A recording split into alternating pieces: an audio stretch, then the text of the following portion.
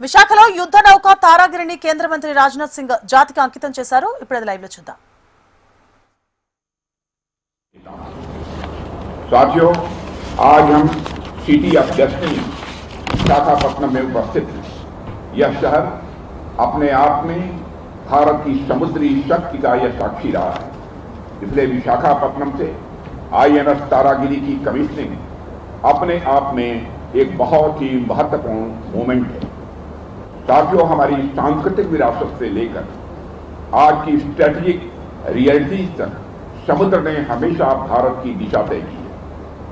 भारत का तो हमेशा से ही समुद्र के साथ अनोखा संबंध रहा है और समय के साथ समुद्र से हमारा रिश्ता और भी मजबूत होता गया। एक समय था जब समुद्र हमारे लिए व्यापार और सांस्कृतिक आदान प्रदान का माध्यम था, लेकिन आज यह हमारे लिए सिक्योरिटी, सॉवरेंटी और स्ट्रेटेजिक स्ट्रेंथ का यह आधार बन चुका है। आज जब हम अपने आसपास के समुद्री क्षेत्र को देखते हैं तब यह समझ में आता है कि समुद्र असल मायने में हमारे विकास का मार्ग है, हमारी कनेक्टिविटी का आधार है और हमारी आर्थिक शक्ति का भी यह स्तंभ है। इतिहास में भी आप देखिए, पिछले 200-300 वर्षों में जिन भी देशों ने मैरीन पावर पर अपना ध्यान केंद्रित किया, उनका विकास तेजी के साथ हुआ। कॉलोनियलिज्म के दौरान भी स्ट्रांग नेवल पावर वाले देशों ने पूरी दुनिया में अपने उपनिवेश बनाए। व्यापार से लेकर स्ट्रेटेजिक रीजन तक हर जगह वैसे देशों का वर्चस्व रहा। कम से कम इतिहास तो हमें यही बताता है कि अपनी नेवल पावर को मजबूत किए बिना कोई देश सही मायने में शक्तिशाली नहीं माना जा सकता। इसलिए साथियों, जब हमारे प्रधानमंत्री जी 2047 तक एक विकसित भारत के निर्माण की बात करते हैं तो उसमें भी मैरीन पावर की भूमिका बहुत ही महत्वपूर्ण हो जाती है। 11,000 किलोमीटर से ज्यादा लंबी कोस्ट लाइन वाला यह देश, तीन ओर से समुद्र से घिरा हुआ हमारा देश अपने विकास को समुद्र से अलग करके किसी भी सूरत में नहीं देख सकता।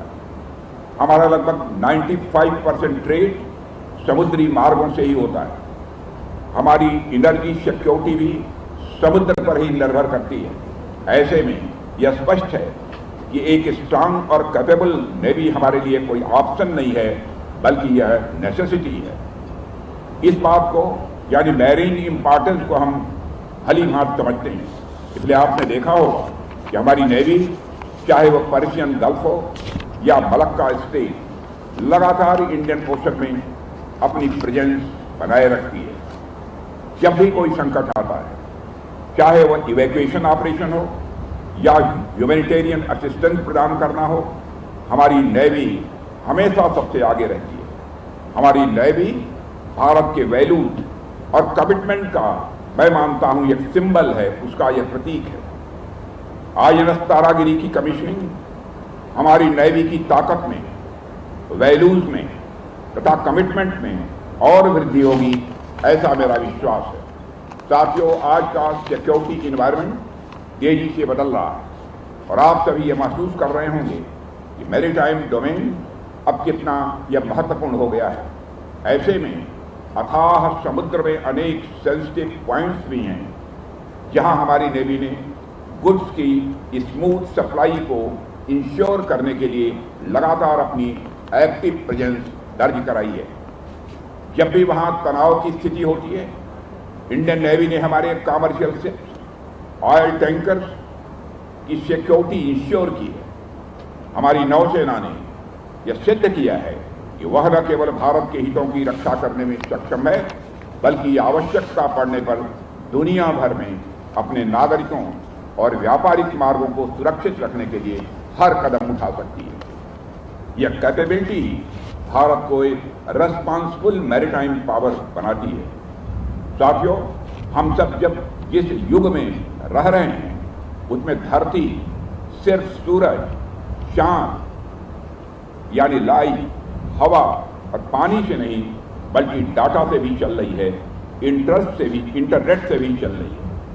हम एक तरह के डिजिटल युग में इस समय जी रहे हैं और आज के डिजिटल युग में समुद्र की एक और महत्वपूर्ण भूमिका है जिस पर आम लोगों का ध्यान कंपैरेटिवली कम जाता है, और वह भूमिका जुड़ी है अंडर सी इंटरनेट केबल्स से।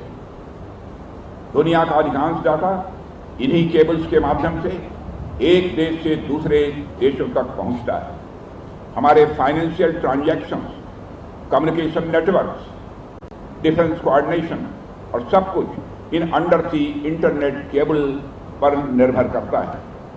यदि इन केबल को कोई नुकसान पहुंचाता है तो उसका प्रभाव केवल एक देश तक ही सीमित नहीं रहता है, बल्कि पूरी वैश्विक व्यवस्था को प्रभावित करता है। इसलिए हमें अपनी मैरीटाइम सिक्योरिटी को ट्रेडिशनल दृष्टिकोण से आगे बढ़कर एक कम्प्रिहेंसिव और फ्यूचर रेडी फ्रेमवर्क में देखना होगा। हमें केवल अपने तटों की सुरक्षा तक सीमित नहीं रहना है, बल्कि उन क्रिटिकल सी लेन्स, चोक पॉइंट और डिजिटल इंफ्रास्ट्रक्चर की भी सुरक्षा इंश्योर करनी है जो हमारे नेशनल इंटरेस्ट से जुड़े हैं। मुझे इस बात की खुशी है कि इंडियन नेवी इन सुरक्षा कार्यों में प्रोएक्टिवली इंगेज्ड है। साथियों, सुरक्षा के प्रति हमारा यही दृष्टिकोण हमें भविष्य के चैलेंजेस के लिए तैयार करेगा और भारत को एक सशक्त मैरीटाइम पावर के रूप में स्थापित करेगा।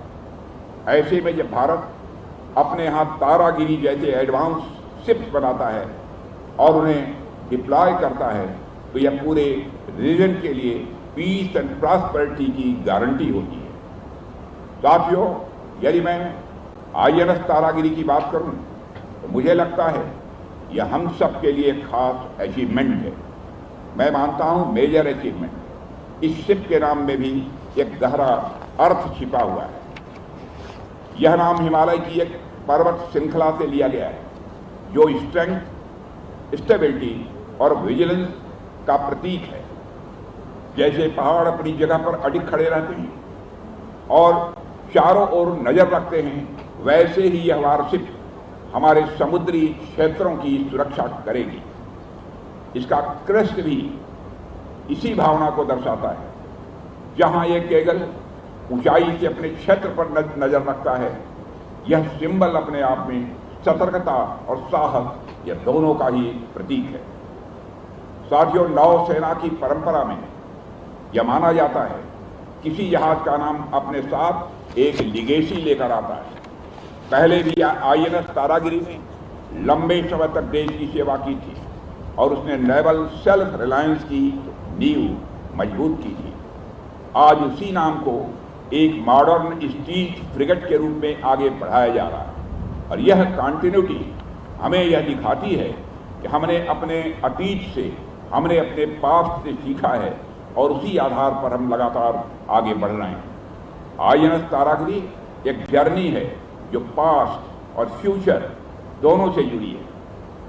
साथियों, INS तारागिरी P-17 1 लाख की चौथी शिप है और इसकी सबसे बड़ी खासियत यह है इसे हमारे अपने वार्षिक डिजाइन ब्यूरो के इंजीनियर्स ने डिजाइन किया है और मझगांव डाक शिप बिल्डर्स लिमिटेड ने इसे तैयार किया है।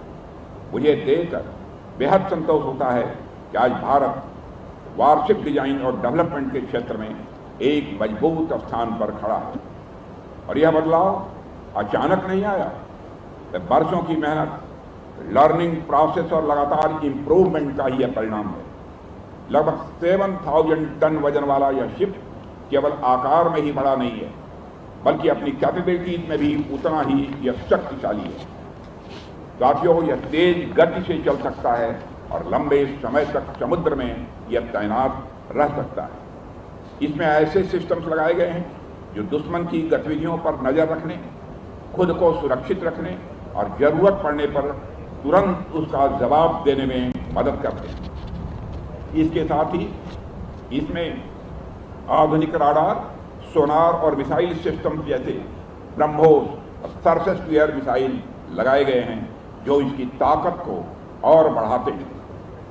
साथ ही एक बात हम सभी जानते हैं, कोई भी प्लेटफॉर्म कितना ही एडवांस क्यों न हो, उसकी असली परीक्षा फील्ड में ही होती है।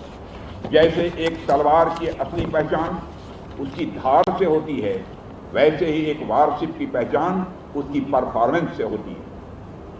INS तारागिरी को मल्टी रोल ऑपरेशंस के लिए तैयार किया गया है। हाई इंटेंसिटी कम्बैट से लेकर maritime security, anti piracy operation, coastal surveillance और ह्यूमैनिटेरियन मिशंस तक यह हर रोल में फिट बैठता है। ये फ्लेक्सिबिलिटी इसे एक यूनिक नेवल प्लेटफॉर्म बनाती है। देवियों और सज्जनों, और एक बात जो विशेष रूप से ध्यान देने योग्य है वह यह है कि इस जहाज का लगभग 75% हिस्सा इंडिजिनस है। इसका मतलब यह है कि शिप बिल्डिंग में अब हम केवल कंज्यूमर नहीं हैं बल्कि प्रोड्यूसर बन चुके हैं। यह बदलाव मैं मानता हूं बहुत बड़ा है। पहले हम डिफेंस इक्विपमेंट के लिए बाहर देखते थे, आज दुनिया हमारी ओर देख रही है। यही आत्मनिर्भर भारत की असली भावना है जो ग्राउंड लेवल पर दिखाई दे रही है। कुल मिलाकर देखें तो INS तारागिरी केवल एक वारशिप नहीं है बल्कि भारत की बढ़ती टेक्नोलॉजिकल कैपेबिलिटी, आत्मनिर्भरता और मजबूत नौ सैनिक शक्ति का एक प्रतीक है। साथियों, अभी पिछले ही वर्ष इस श्रृंखला का पहला जहाज INS नीलगिरी नेवी में शामिल हुआ था और आज इतने कम समय में उस श्रृंखला का चौथा जहाज तैयार होकर हमारे सामने है। यह हमारे शिप बिल्डिंग इकोसिस्टम की स्पीड और एफिशिएंसी को दिखाता है। जब हम ऐसे उदाहरण देखते हैं तो यह विश्वास और मजबूत होता है कि भारत अब डिफेंस मैन्युफैक्चरिंग में आत्मनिर्भर बनने की दिशा में तेजी से अपने कदम आगे बढ़ा रहा है। यह एक क्लियर सिग्नल है कि हम ग्लोबल लेवल पर अपनी पहचान बना रहे हैं। यह एक स्पष्ट संकेत है कि रक्षा क्षेत्र में भारत की आभा संपूर्ण विश्व में फैल रही है। साथियों, हमारे प्रधानमंत्री के नेतृत्व में डिफेंस मैन्युफैक्चरिंग को एक नेशनल मिशन के रूप में आगे बढ़ाया गया है और आज हम केवल अपनी जरूरतों को पूरा करने तक ही सीमित नहीं हैं बल्कि ग्लोबल सप्लाई चेन में भी हम अपनी जगह बना रहे हैं। INS तारागिरी इसी सोच को सिंबलाइज करता है, जहां डिजाइन से लेकर डेवलपमेंट और डिप्लॉयमेंट तक हर स्तर पर भारत की भागीदारी है।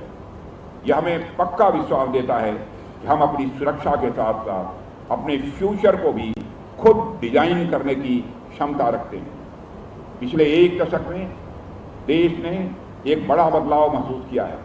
सरकार ने नौजवानों और इंडस्ट्री के लिए ऐसा इकोसिस्टम तैयार करने की कोशिश की है जहां इनोवेशन, मैन्युफैक्चरिंग और एक्सपोर्ट को लगातार बढ़ावा मिले। आज हम डिफेंस सेक्टर की बात जब करते हैं तो यह साफ दिखाई देता है कि आत्मनिर्भरता के अलावा हमारे पास अब कोई दूसरा विकल्प शेष नहीं बचा है। हमने अपनी सुरक्षा को केवल लैंड, सी और एयर तक ही सीमित नहीं रखना है बल्कि स्पेस, साइबर स्पेस और इकोनॉमिक डोमेन तक भी मजबूत करना है। इसी सोच के साथ कई बड़े पॉलिसी डिसीजंस भी लिए गए हैं जिसका असर आज ग्राउंड पर हमें देखने को मिल रहा है। Mazagon Dock Shipbuilders Limited की भूमिका इसमें बहुत ही महत्वपूर्ण है और इसके लिए मैं जगमोहन जी, उनकी पूरी टीम को, वहाँ सारे कर्मियों को अपनी तरफ से हार्दिक बधाई देता हूँ। दशकों से यह संस्थान देश के लिए एडवांस नेवल प्लेटफॉर्म तैयार कर रहा है। स्किल्ड वर्कफोर्स, मॉडर्न इंफ्रास्ट्रक्चर और क्वालिटी के प्रति कमिटमेंट ने इसे एक ट्रस्टेड नेम बना दिया है। वैसे भी भारत की सुरक्षा व्यवस्था को मजबूत बनाने में हमारे DPSUs ने हमेशा पॉजिटिव कंट्रीब्यूशन दिया है, सकारात्मक योगदान दिया है। हमारे पास 16 DPSUs हैं जो डिफेंस सेक्टर में हमारी सेल्फ रिलायंस के सेंटर हैं। मुझे देखकर बेहद खुशी होती है कि आज के इस टेक्नोलॉजिकल एरा में तो हमारी DPSU अच्छा काम कर रही हैं, लेकिन जब एक राष्ट्र के रूप में हम कठिन परिस्थितियों से गुजर रहे थे तब भी हमारे DPSUs ने आगे बढ़कर नेतृत्व किया था और हमारी DPSUs ने हर दौर में यह प्रयास किया है कि भारत का डिफेंस सिस्टम और मजबूत हो। मैं इसके लिए सभी DPSUs और विशेषकर Mazagon Dock Shipbuilders Limited को भी बधाई देता हूं। और देवियों और सज्जनों, आप सबको इस बात की भी जानकारी शायद हो गई होगी कि डीपीएसयूज ने और कुछ हमारी स्मॉल स्केल इंडस्ट्रीज ने मिलकर भारत में करिश्मा किया है।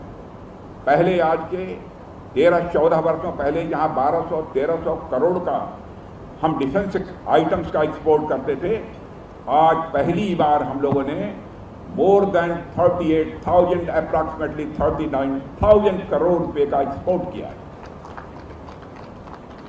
डिफेंस के मामले में इंडिपेंडेंस भारत की कैसे बढ़ती जा रही है, कैसे हम अपने पैरों पर खड़े हो रहे हैं, यह केवल भारत ही नहीं देख रहा है, पूरी दुनिया देख रही है।